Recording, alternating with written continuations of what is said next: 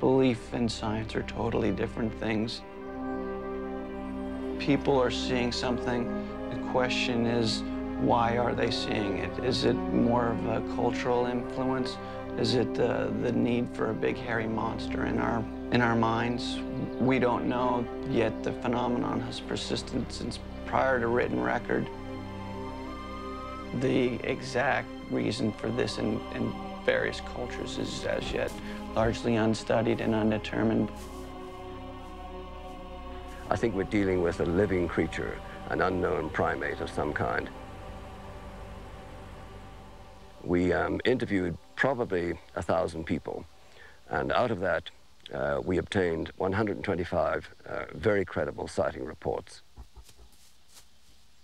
Some people say that the Sasquatch to them is just a mythological creature. Nothing to do, it's not a real creature of flesh and blood. If the creature is a mythological creature, the mythology has to come from someplace. It doesn't just pop out of a Kellogg cornflakes box. You can trace this information back as far as there are records and all over the world. And yet, as far as I know, there isn't a dime or an hour of official scientific time spent to study this. Just nobody will touch it. My work with the Sasquatch has been something of a problem in the academic world. I'm quite sure I have had a lot of difficulty getting promotions and pay raises because of this. And the way I like to describe it is my university supports my Sasquatch research. They don't fire me.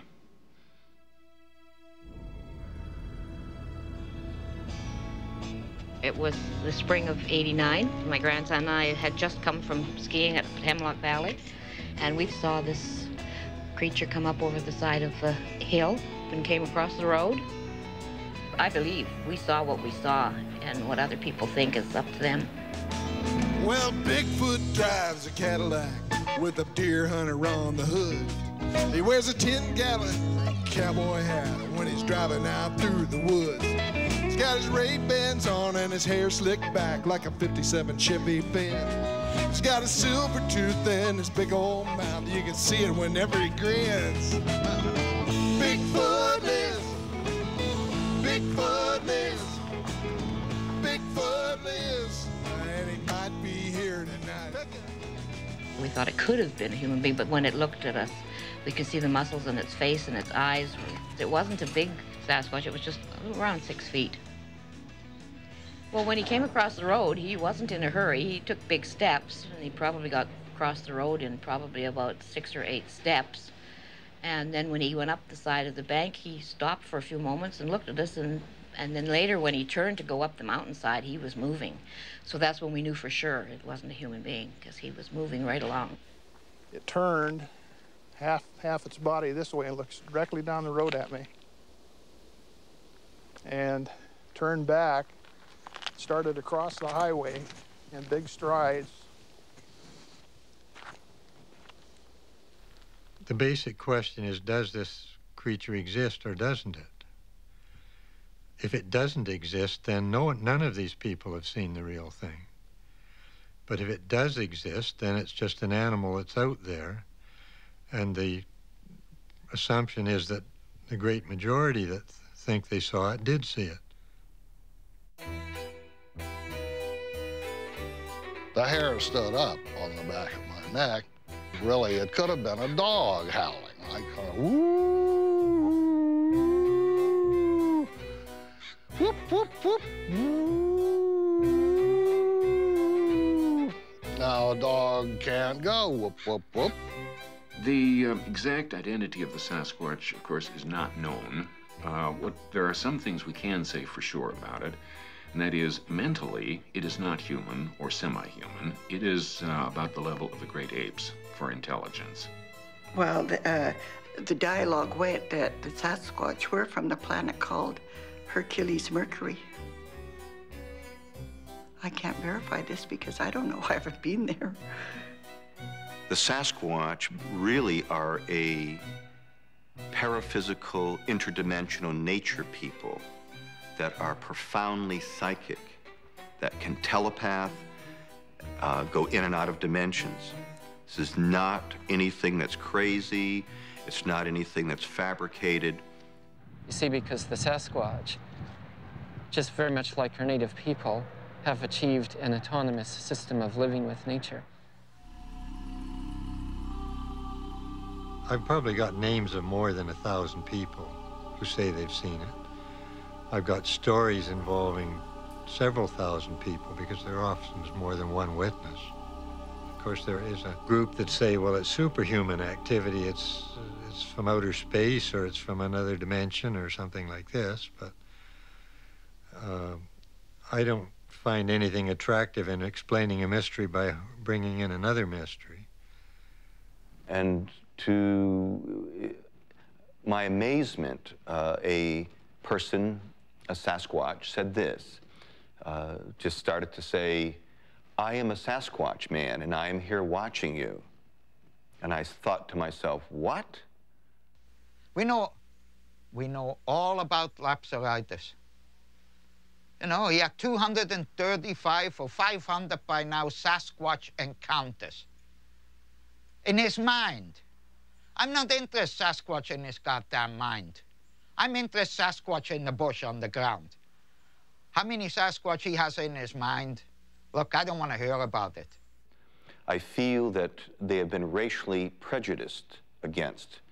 That is, because of their physicalness, their monster-like looks with hair and so on, that people think they're looking at an animal, when it's, in a sense, a giant person in a fur coat. Well, he heard footsteps out the tent or whatever. And that's just like saying you had 235 sexual encounter but never got laid. If a Sasquatch broke an arm or a leg or something in a fall, they would pick them up and heal them and bring them back. The star people and the spaceships would.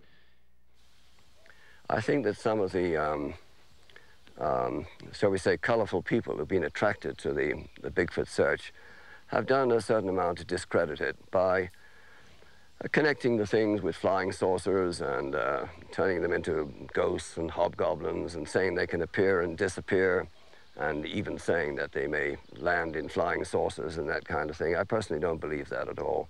I think we're dealing with a living creature, an unknown primate of some kind.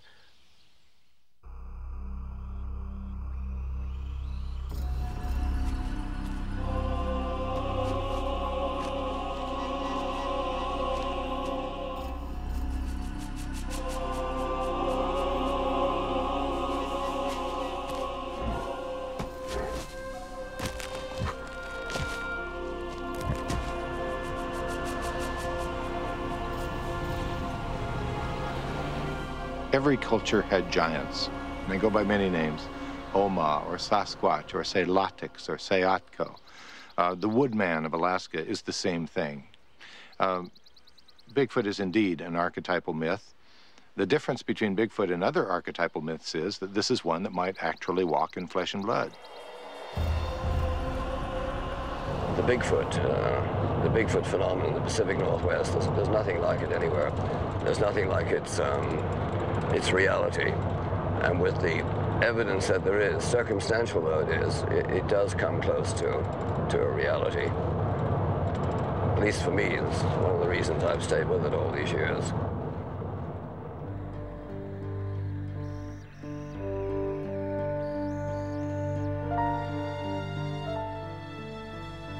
I think the discovery of Bigfoot would have almost unutterably profound implications for who we are, because we tend to think of ourselves as alone and very, very special. Supposing an animal actually were found that looked much more like us and behaved in some respects like us, then we'd have to really question our own situation in the world. Discovery of Bigfoot would cause us to have to say, we are not alone. The British have an expression in London, it's called the road to Loch Ness. And that's how they think of fringe science. It's the road to Loch Ness. It's a dangerous road, for instance, for a young scientist to take. They seem to forget that when the first ornithorhynchus came from Australia years ago, the first duck-billed platypus, and was put in the Royal Society on a table in front of some of the most eminent scientists of that day. They said, take it away. We don't believe it. It's the work of a very clever Chinese taxidermist. And this is their attitude. The main bulk of the scientific community in this country and other countries won't touch it. They don't want to. To me, a scientist should be an explorer. He should be prepared to go out there on the flimsiest of evidence and look for it. They might find a coelacanth. They might find a duck-billed platypus. But as of now, the scientific community doesn't really want to have anything to do with Bigfoot.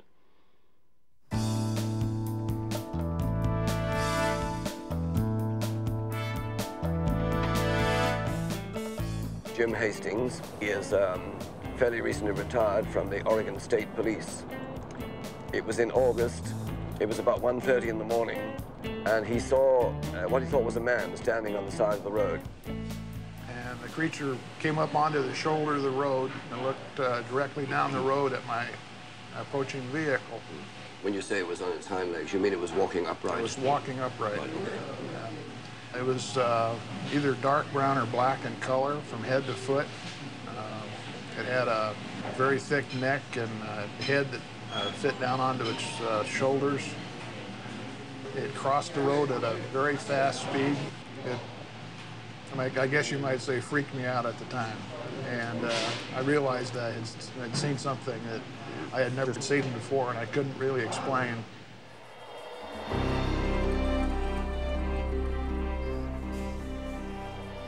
If I would be out there and see a Sasquatch, even if I would photograph him, I wouldn't believe my eyes. I wouldn't trust my own thing. 7, 8 foot hair-covered man-like creature wandering around in our own backyard. Mind-boggling.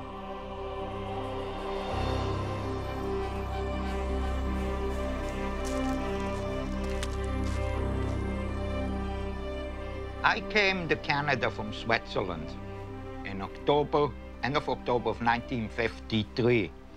And I got a job on a dairy farm outside Calgary, Alberta. December the 3rd of 1953, on the CBC radio news, they announced the formation of an expedition by the Daily Mail newspaper in London, England, to go and look for the abominable snowman, the Yeti. Now, did you actually find the abominable snowman, Mr. Stover? Of course, the main evidence is the tracks, and we came across a very large number of tracks.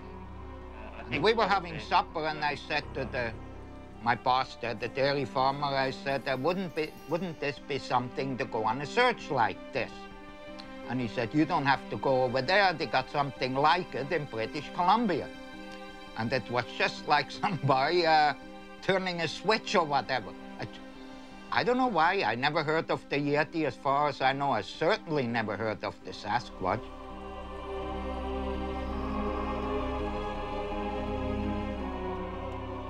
I first went to India with the British Air Force in 1943 and spent 4 years in Southeast Asia. And then after World War II, I joined the British Tea Company up in North Bengal. And that was on the edge of the Himalaya.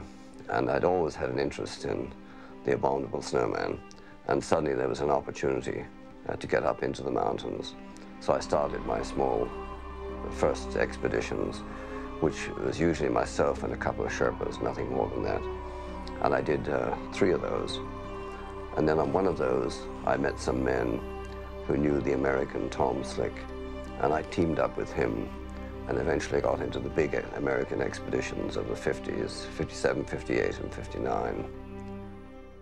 In the late summer of 1958, there was a newspaper story from California about huge footprints being found, and it included a picture of a man holding a cast of one. And Rene couldn't go to the U.S. because he wasn't a Canadian citizen yet, but my wife and I and another man went down there, and we did see some old footprints where they were building a road through an empty area, opening up an area for logging. It had a real impact. The man that we followed got there before we did and came back to the car when we arrived and said that the cat had just backbladed them that morning. So we thought, oh yeah, sure, that's what will you expect?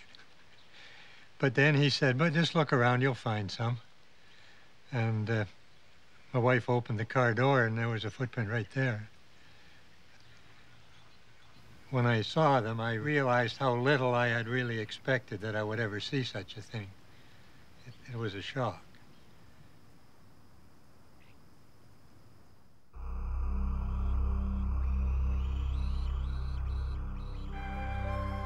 Bluff Creek was a valley about 30 miles long to 35. Totally virgin forest. Huge trees, 6 feet across, 100, 200 feet tall. I mean, incredible area. No roads in, just one trail along there. No mining trail or whatever.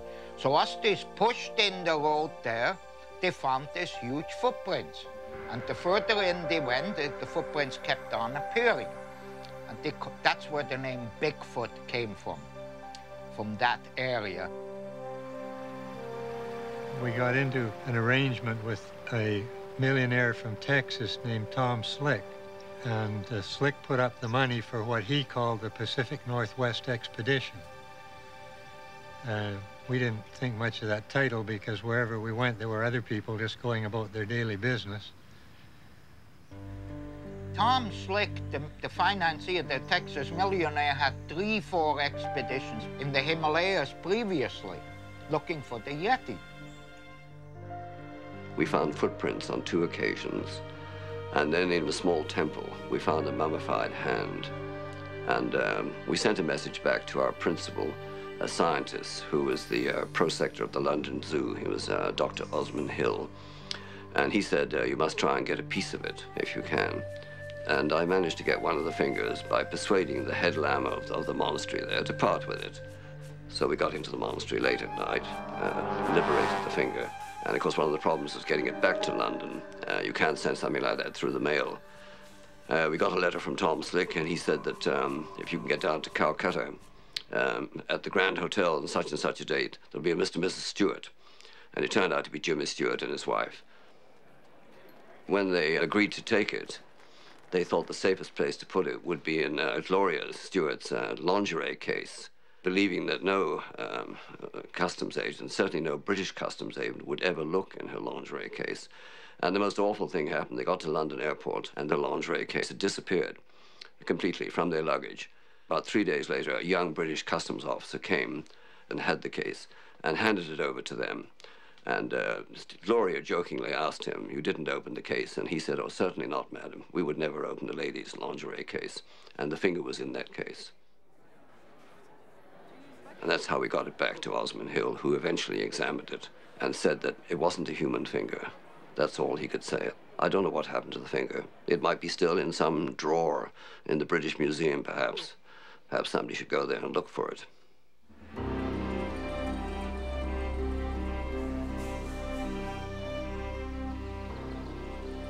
Tom Slick, he spent so much money over there that I don't think he didn't want to spend that much more over here.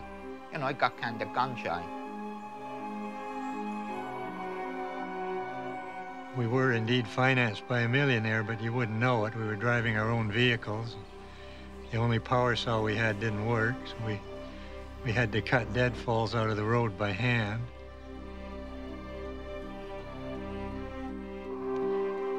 The tracks had been showing up every few weeks. We expected that somebody would catch up with it. The idea was just to find some tracks and then get these hunting dogs to run them, but that never happened.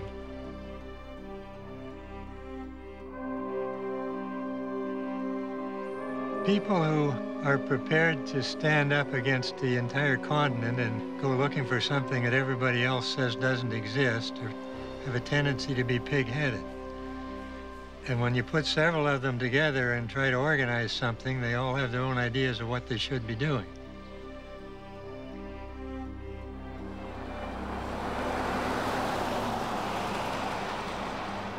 We walked out of the Himalaya in December 1959, And there was one hotel in the city at that time, and there was a cable there from Tom Slick. And what it said essentially was, you've been up there for 3 years. How would you like a break? How would you like to, both of you, come to the United States and help me solve the mystery of a similar creature called the Bigfoot, which apparently is living up in the Pacific Northwest. And subsequently, Slick brought Byrne over to California and set him up to run this American Bigfoot expedition. Well, there were several Americans and Canadians who felt that they already knew quite a bit about Bigfoot, and what were they doing taking orders from this young Brit, or young Irishman, actually, who sounds like a Brit? All through this story, we were clueless, we were naive, we were unprepared, we didn't know what we were doing. You know, sure, we were out there, we were looking, we had cameras and this and that, but there was just, the experience wasn't there. I don't know if it would have helped. So this went along in California there for 2-3 years or whatever. I left after a month and a half.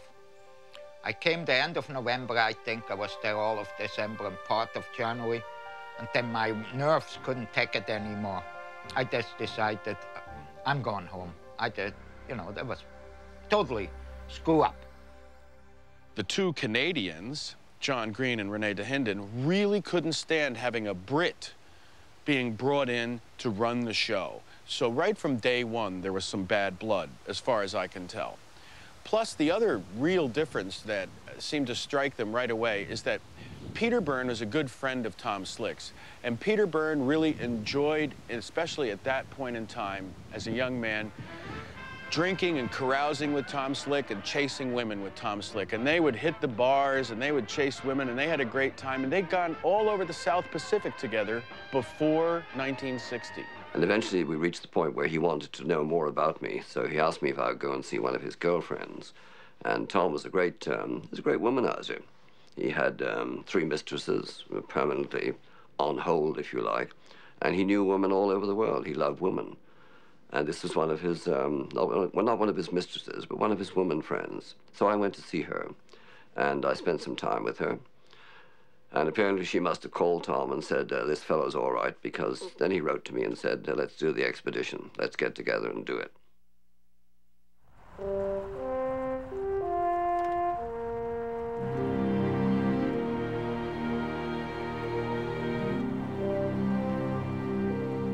Over the course of that 2 years I was there, we found footprints, I think 4 times altogether.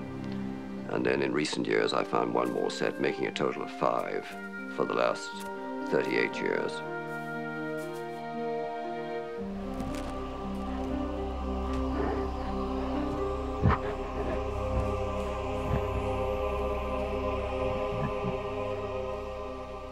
One of the problems of people seeing a Bigfoot in these woods is, of course, the density of the woods and the configurations of light and shadow, which you see here. It's quite possible that they may elude people by standing still. And something standing still, as I am now, is very difficult for the human eye, and certainly for the untrained human eye, to detect.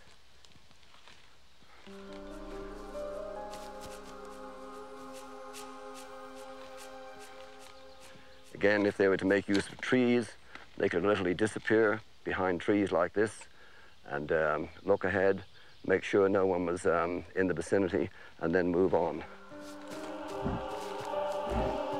So all in all, these woods, although Douglas fir woods for the most part, and have very little undergrowth, they do offer considerable cover for something like a primate, which is what we think Bigfoot is. Here is Dr. Grover Krantz, physical anthropologist at Washington State University, which explains his view. As a physical anthropologist, I've decided that these creatures do, in all likelihood, exist. The evidence of the footprints is what I find the most convincing. This is an example of one footprint. This is a plaster cast, which shows a crippled individual. The foot was twisted? Well, when I first started looking into the matter, I was giving the Sasquatch about a 10% chance of being real, just on a gut level. When I studied the first tracks and I realized my interpretation of the anatomy of it and what skills somebody would have to have faked those tracks, not just the presenting the tracks, impressing them into the ground, but the designing the anatomy, I decided that's impossible. And at that point in early 1970, I shifted from 10% belief to 100%. Well, we've always been confronted by this easy explanation that comes from zoologists who haven't bothered to study anything, that these are just overlapping bear tracks. So up the BC coast one time, I did get the opportunity to cast a good example of what they're talking about. These are grizzly tracks, and the hind foot has stepped on the front foot in such a way that it does make an approximation in size. So that part makes some sense. But got a couple of extra toes here showing from the front foot. And you've got the claw marks. So, you know, they just don't know what they're talking about. Footprints are physical evidence. Somebody said, they're not physical evidence. I said, how would you feel if I hit you over the head with one of them footprints? Plaster cast. Don't you think it would be physical? Physical evidence, in my view, means something you can touch, something you can measure, something you can analyze. Okay, this is a shoe print, and this is the heel here, which you can see very faintly. And this is the body of the shoe, and it's a small shoe, probably a 14-year-old girl or boy. And they put their foot down like this, and then they leaned on their thumbs like this, and this is what they made. And this is what you see here, the two thumb prints here, the two finger, actually knuckle prints here and here, which is what I've just done here myself. That's my interpretation. Either that or it's a tiny little Bigfoot, which has gone in this hole here, which is only 2 inches high, and which is now hiding down there, waiting for us to go away. Take your choice.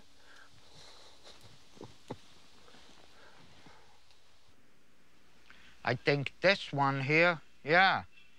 This one was made to fool one of them PhDs, and this lady woman in Indiana made it and sent it to him, and this PhD said, wow, the first cast of a Bigfoot from Indiana ever, you know. And even today, he won't believe that is a blatant fake, you know. She just got so mad at him because he had such a condescending attitude toward her as a student. So I said, I'm going to show you. But she didn't. Of course, we all knew and giggled away, you know, said, might teach him a lesson, but it didn't.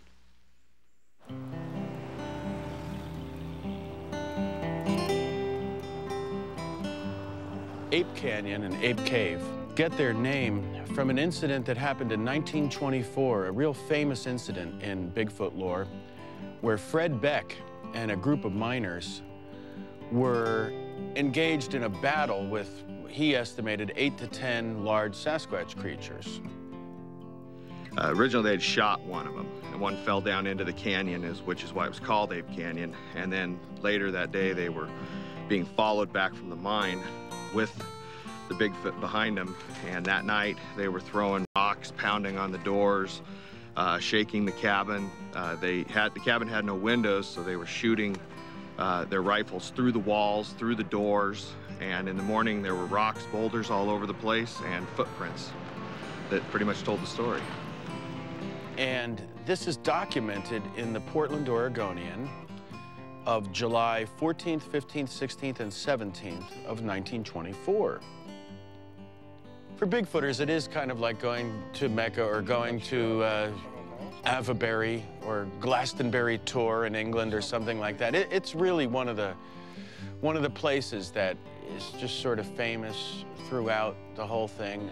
And there's a continuous amount of incidents, too, that have taken place there since 1924.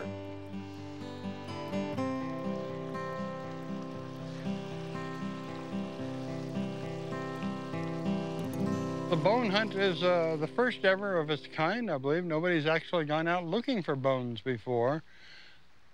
This whole area was a hotbed of Bigfoot sightings and incidences prior to the time that the mountain blew. So we're hoping some of them got cooked and buried. What is that? It's a Bigfoot face. There's two eyes. There's the brow ridge. There's the chin and the nose. Huh. Yeah, kind of. There you go, Ray. There's your sample. Thank you, Georgie. Something organic that came out of that cliff. It was fried. You can see all the pebbles. This was just a rain, like at Pompeii, and it just rained down on top of some creature and cremated it. The juices have cooked right out of its body from the high heat. That's why it's just nothing left. I couldn't find any bones, and I've looked all over the ground and couldn't find any bones of whatever it was. Obviously not a Bigfoot, but hey, something interesting, huh? But I've never seen a Bigfoot. I keep trying, and I keep going out, and I'll probably be going out by myself before the end of this week, coming week, looking for a Bigfoot myself. I'll just go out in the woods, open up my camper, and put out some bait. It'll be fruit. A friend has suggested that I put open cans of cat food out with one unopened can. So bears and raccoons and stuff will take all the open stuff, maybe, but the only thing that would take the unopened one would be a Bigfoot that'd be smart enough. So I've tried that once with no results. I want to keep trying it several more times and see what happens. You don't find Bigfoot, Bigfoot finds you. Roger Patterson and Bob Gimlin actually intended to film a Sasquatch when they went in and filmed what is purported to be a Sasquatch. But that seems to be the only example of it ever out of, 3,000 to 4,000 to 5,000 different sighting reports. People say if there's a Sasquatch, surely somebody should have taken a picture of it. Sure enough, that happened October 20, 1967 in that Bluff Creek area in northwestern California. 24 feet of 60mm film was taken of this creature walking across this sandbar. The news got out the same night, went all across the world and so on and so on. Big debate, even today, 30 years later. Yeah, there's a man in a fursuit. No, it isn't, and on and on and on. I'm just bored to tears with it. Rene and I had been down to Bluff Creek several weeks earlier and seen a lot of tracks there. At that time, Roger was planning to make a movie on this subject, so they were riding up and down the creek beds looking for tracks. Then they came around a bend and saw this creature down near the water. And at that point, Roger's horse reared. So he ran across the creek to get closer to it and started filming while he was still running. But then he stopped and got this famous piece of film. In my opinion, the Patterson film is real. It looked exactly like what people had been describing. It seemed perfectly familiar to me when I first saw it. Another is that it made footprints indicating a far greater weight than a human could possibly carry and walk like that. In all these years, the best special effects people in Hollywood have never been able to produce anything that looks anywhere near as realistic. So if you're going to argue that it's a fake, how was it faked? Who did it? Where did the money come from? One thing that even those who claim it's a fake have had to agree on is that it would be a very expensive and sophisticated suit would be required. I'm Toby Lindala, makeup effects artist.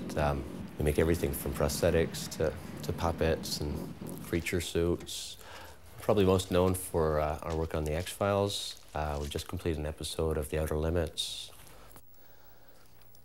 Yeah, it's got some really interesting elements to it. It's definitely a pretty involved piece of work, but does have that human walking gait to it that looks an awful lot like guys I knew in high school, and the proportions seem off. The fur is too dense, and there's just not enough of those subtle details there to really sell it to me. I think this one's a guy in a suit.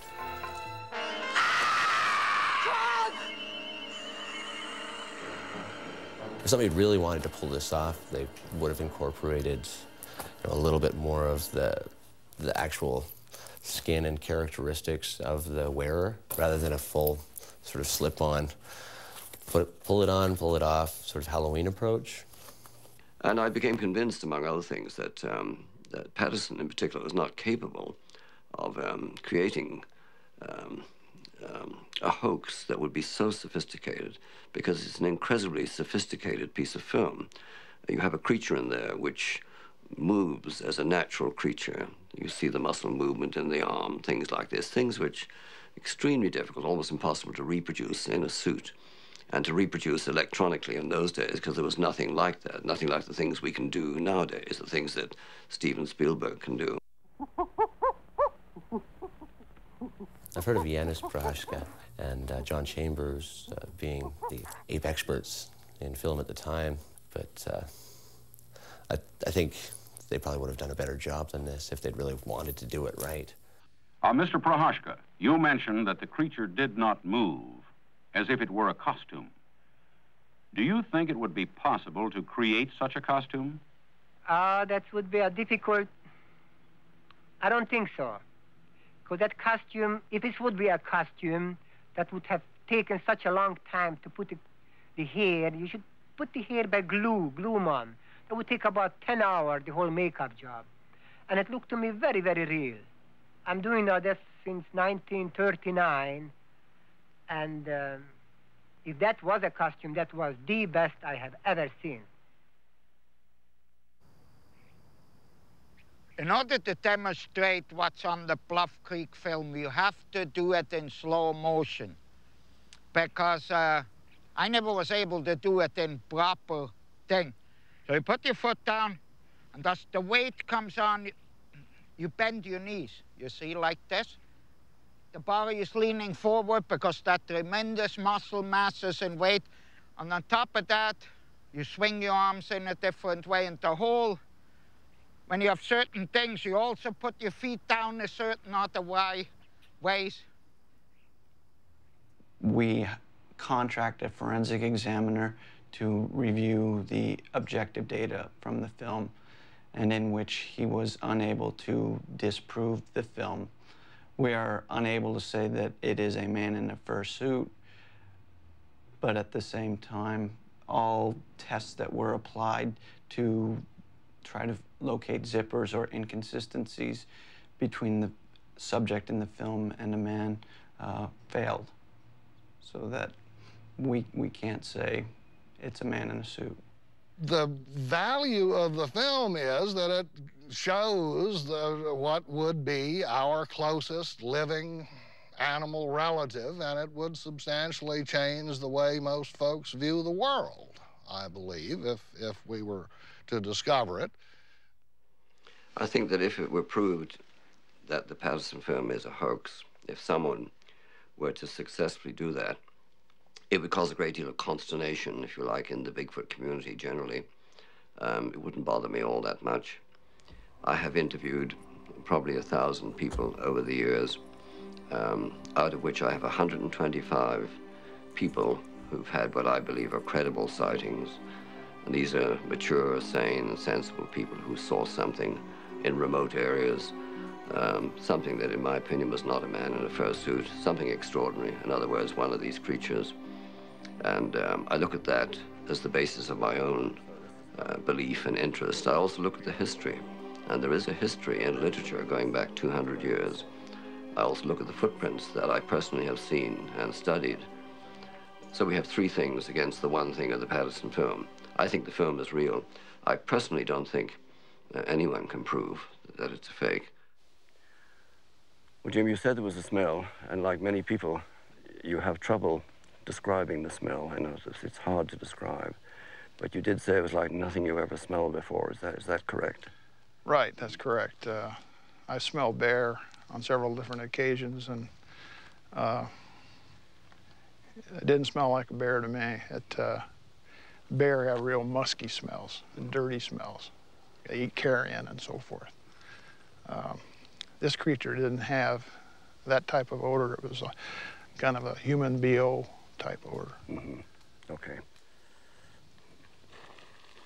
The state trooper, Mr. Hastings, he was a very genuine, very credible person. He gave a very precise description of what he saw. It's the only time he's ever seen one in 28 years' service. He's never seen one since. And he's like a number of the other people, the 125 people that I have listed as people who had credible sightings, real sightings, of one of these creatures. It appeared to me that at the time that I'd completely surprised it out in the open. I think that some of my family, my personal family, brothers, sisters, might have thought that I was obsessive. And I think probably to a degree I was obsessive. I was obsessed by it for a long time. But I think in a mild way, not in a fanatical way.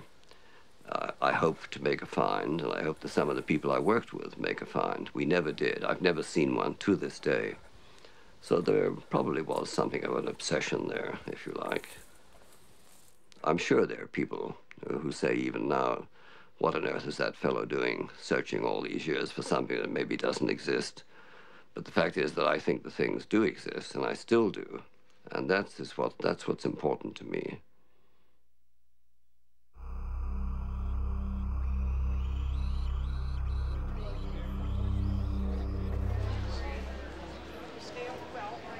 We figured, okay, let's give Patty the benefit of the doubt and say her foot is trailing 3 feet, almost a meter, behind the top of her head.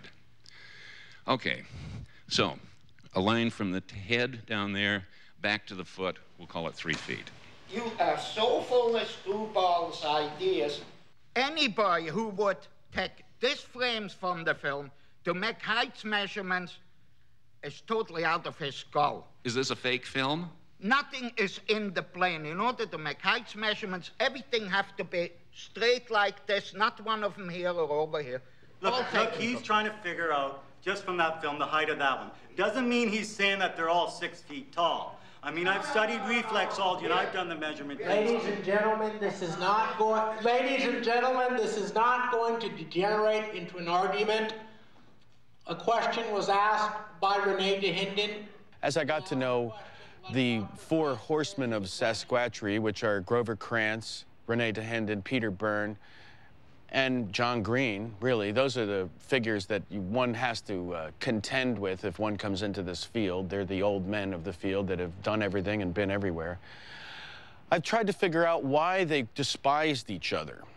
Why was it that these men, who really have a lot in common, in fact, more in common than they have different, today have very hardened positions and very nasty disagreements and this sort of thing?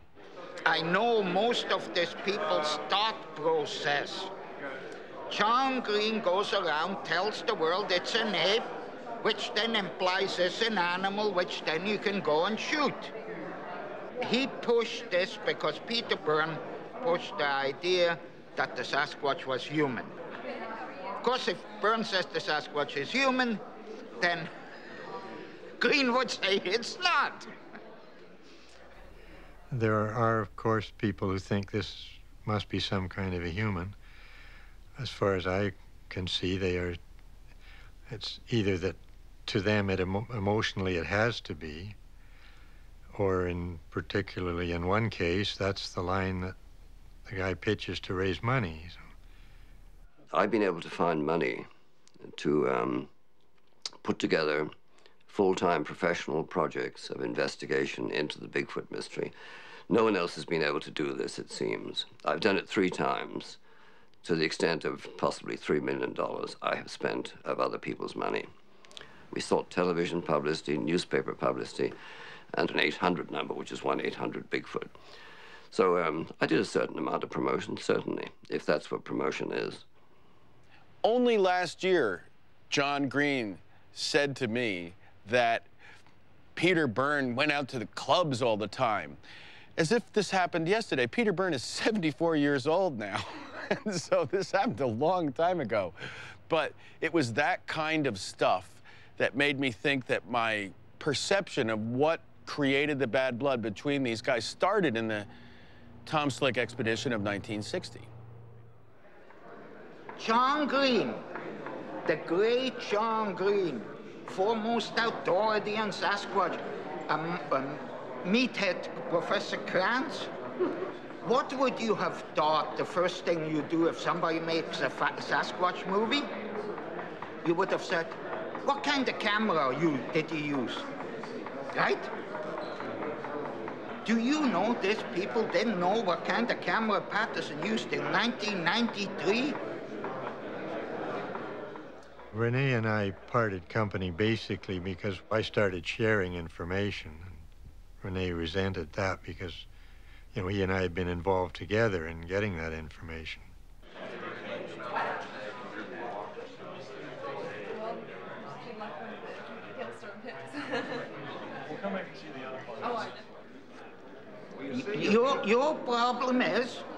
Your problem is you didn't go to the film site. I don't think I had to. Grover's really known for two real strong theories. One is he believes this is a Gigantopithecus black eye that we are after.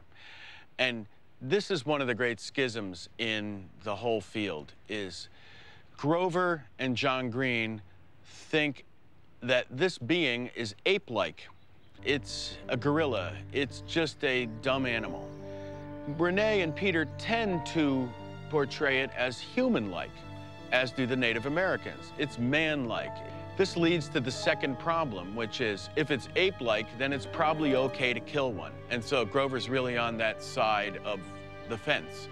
Yeah, it's ape-like, yeah, let's go get a specimen, let's kill one. But if it's human-like and person-like and people-like, then maybe it's not so okay to kill one, which is where Dahinden and Peter Byrne fall in the schism between them in that way. Roger Patterson said anybody who kills a Sasquatch deliberately wouldn't live 6 months. He figures somebody would assassinate him because it would be such a huge story, so big, and that there would be such an uproar. And 67 is not like it is today, where you have all this, you know, we all feel for the environment. And all of a sudden you go out there and shoot something like this, just because, whatever. I don't need that grief. If John Green and Grover Krantz and these people want to go out there, shoot the Sasquatch, goodbye. I wave them goodbye. Go ahead, do it. Not me.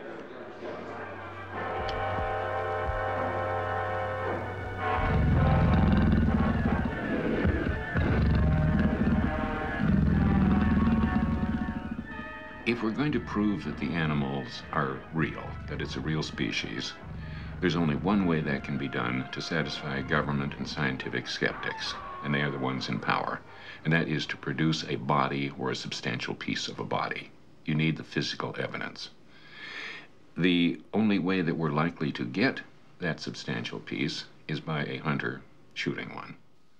Why no bones and no body is the biggest question, of course, that keeps the scientists such as myself still dubious, and one of the main reasons why I'm unwilling to say outright that I accept the existence of the animal. An Asian elephant weighs perhaps 10, 12, maybe 13,000 pounds, and it takes 4 days for an elephant to completely disappear, with vultures, jackals, hyena, and lots of small animals. And 4 days after the animal has died, there's nothing but a black patch on the ground. Not only that, but deer mice, the most common mammals in the forest, commonly gnaw on the bones for a calcium source. So it's easy to imagine why we don't find many bones and bodies. We don't find dead mountain lions and bears very often either. That doesn't trouble me so much. In the absence of it in the fossil record, well, we certainly don't have very many humans in the fossil record in North America. Bigfoot might be even a more recent arrival. Number one, the scientific community would be the absolutely last people I would let take a look at it. Obviously, you would try to exploit it financially because, you know, this thing is a valuable commodity scientifically and financially. Let's face it, I mean, let's not be stupid about it. It's been said that Sasquatch prefers kokanee. Yes, I heard that. They asked me if I want to appear in one of the kokanee ads, so I said, yeah, well, whatever. Not really. I always dismissed that as a myth. It's just like you were a movie star. I mean, for crying out loud, it was just a beer ad. What do you think I am? Crazy or something? See, what a lot of people don't seem to realize is I don't enjoy this work. After the first few years when I decided that things are real, this hasn't been fun at all. It's something that's got to be done. I will be very happy when it's all over. Most of the other people at this meeting, they're going to be very unhappy when it's all over, because one of their main reasons for existence is gone. Because once the scientists all take over, they'll shove all these amateurs aside.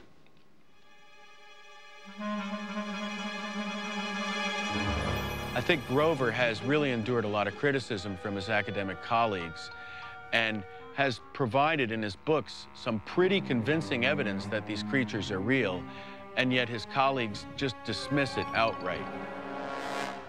So I think Grover's a pariah, and Grover really wants to have a specimen body so that he can take it around and show it to all his colleagues and just rub their faces in it.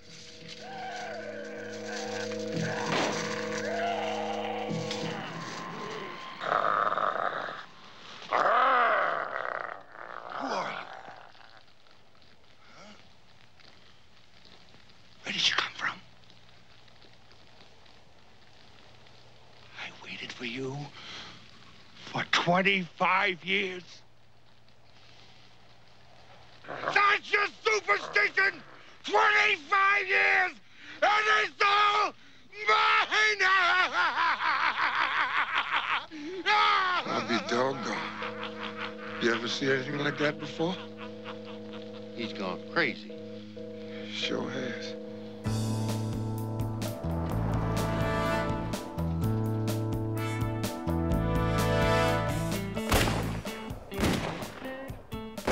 Vancouver Gun Club is a trap and skeet shooting range, shotguns only.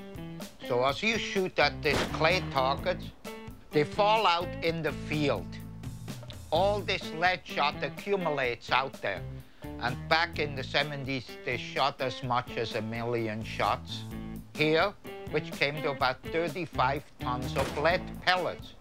And I recycled them by picking them up, washed the shot, dried the shot, polished the shot, bagged it up, and it's resold for reloading shotgun shells.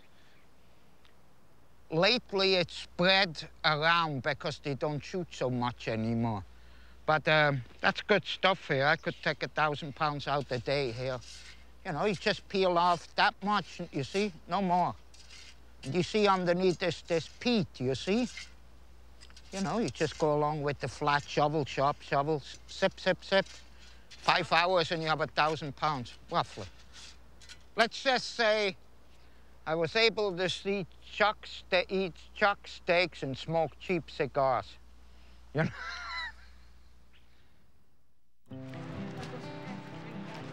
My name's Henri Schumacher. I've run Bigfoot Park for about approximately 7 years. This is the 7th annual Bigfoot Days we're holding.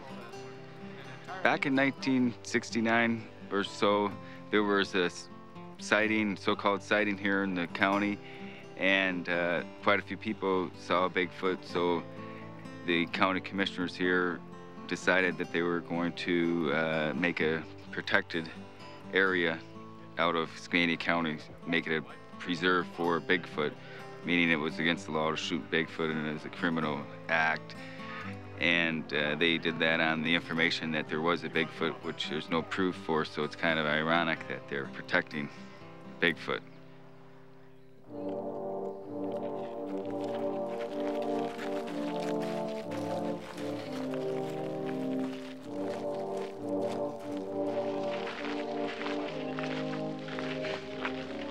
The law against killing Bigfoot was originally put on the books to keep the area from swarming full of hunters with guns and things and maybe shooting innocent persons, as opposed to actually getting a Bigfoot But it's sort of caught on, and this is the only county in the world, the only place in the United States, the lower 48 anyways, that it's against the law to kill one of these things. So if you actually killed one of these things, it would be murder, as opposed to if it was an animal. It would be like slaughtering a cow down at the slaughterhouse. No big deal one way or the other. And this is sort of what we wanted to find out, how Skamania County would vote on this if such a thing ever did happen. This creature has killed, has terrorized our town so that people are afraid to leave their homes at night. Why is it allowed to live? Sir, may I please be permitted to explain that? The question should not be, is Bigfoot a human or is Bigfoot an animal? Because humans are animals. The question should be, how closely are Sasquatches related to humans? And that is impossible to tell by any means available to any county coroner, with all respects, without a DNA sample. Kill it first, then study its hide. Mr. Murdoch, I order you to control yourself. So what we're really looking at is, what is the difference then, the popular difference between an animal and a human? And I've decided that it's cultural. And we got to shove in there Neanderthal man, Homo habilis, Homo ergaster, Homo erectus. His classification is close to human. If he's human, what's to prevent him standing trial as a mature person? Homo heidelbergensis, Australopithecus afranus, Prometheus afarensis. And why do you and other scientists bestow so much importance upon this creature? Trog can help us piece together the history of human behavior. That's the talk of a heathen. How does anyone know they don't have religion just because they ran across the road in their, birthday suit? That doesn't mean anything. There are lots of human populations on the earth that go around in their birthday suits, and they have very complex religions. Well, I don't care if Bigfoot exists or not, because it's just the culture of it's fascinating, and the confusion and the speculation is a lot more interesting. It would probably be anticlimactic if you found out one way or another if he existed. It's kind of like Christianity or a lot of other things like that.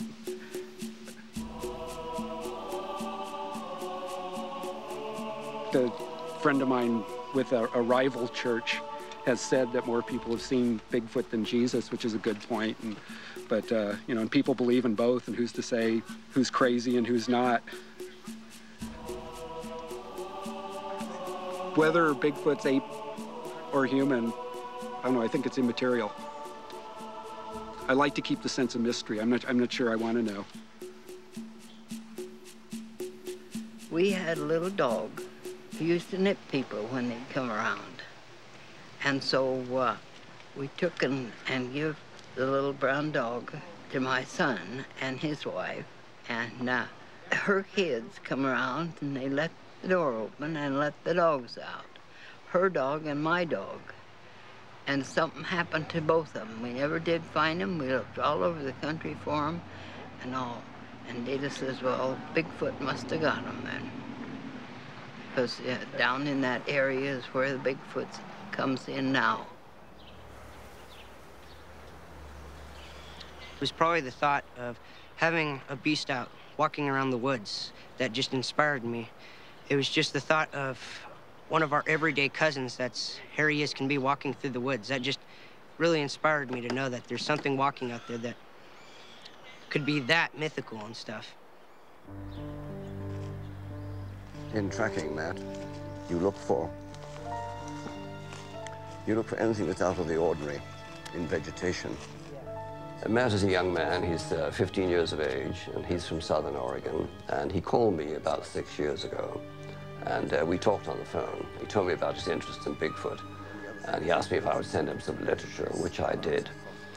I've taken Matt out and given him some lessons in tracking, and told him what to look for, and told him to be careful of hoaxing, and told him to try and analyze. I tried to teach him as much as I possibly can.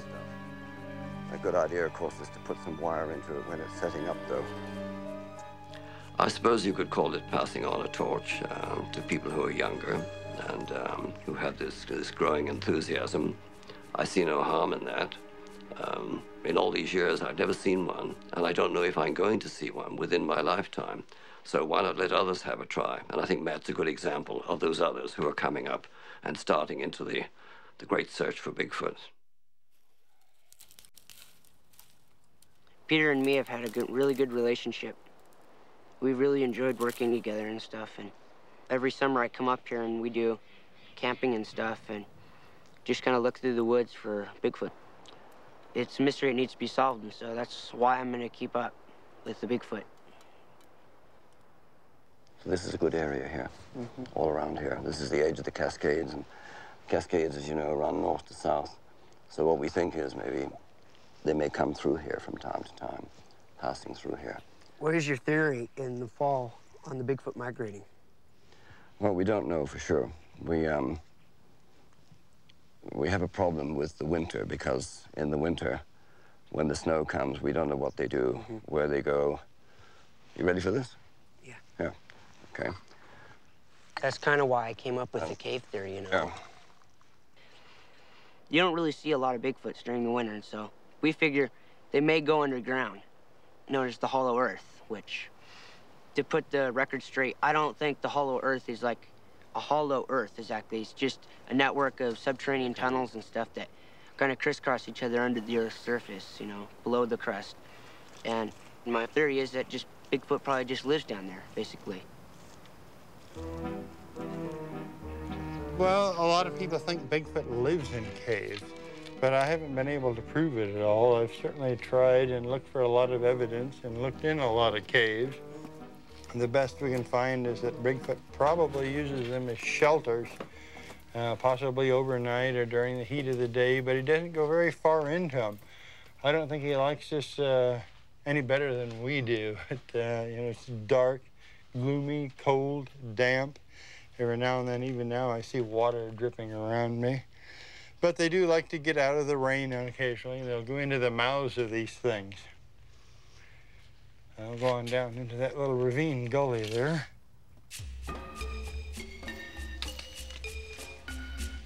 Be careful when you're coming. It's hard and sharp.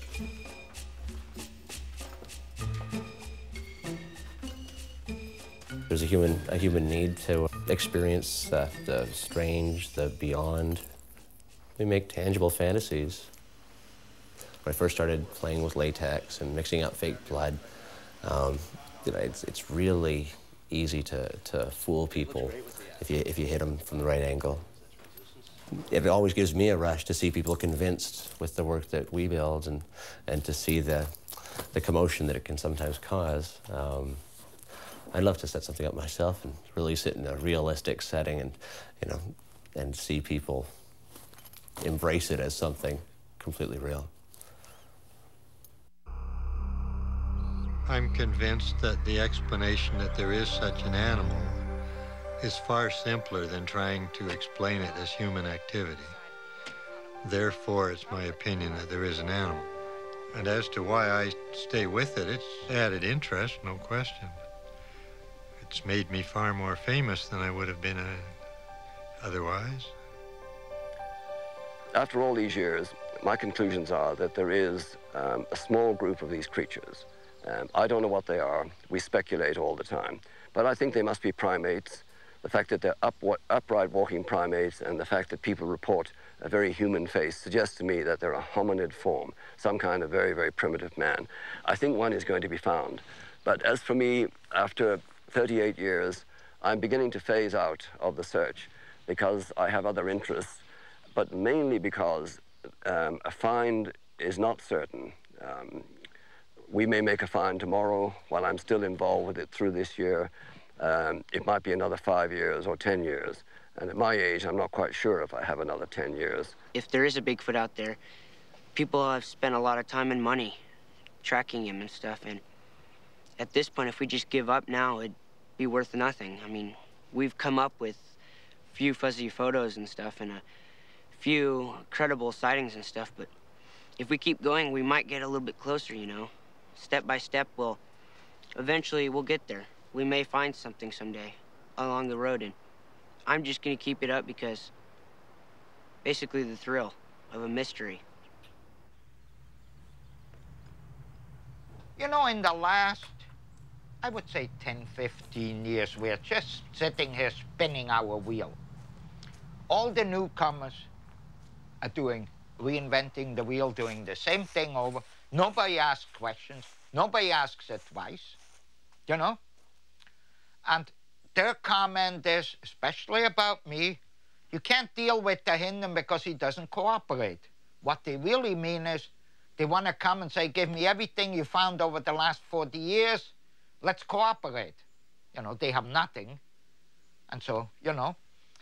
And I get, of course, very, very frustrated, short-tempered, bitter, and nasty when I hear one more newcomer spouting off about something he doesn't know and totally ignores bits and pieces of this puzzle, you know, and come up with wild speculation. As I tell people, I feel like Einstein, who spent 40 years in complex mathematical calculation, and some idiot comes along and wants to argue why 2 and 2 is 4 instead of 22. How you doing there? I just do not want to talk to people anymore. Portland, you're going down to stay with Larry? No? The old generation is getting really old. Peter Byrne, John Green, Rene Dahinden are all in their 70s. Grover Krantz, I'm not sure how old he is, but he's in his 60s. And the time will come where these guys will die. You know, I don't mean to be a somber person, but, you know, they've only got so many years left in their lives. And I think that when they finally check out, that we might actually find that they've been beaten by the beast. I don't think they're going to find him. I think that we may, in fact, find one day, you know, all this other stuff.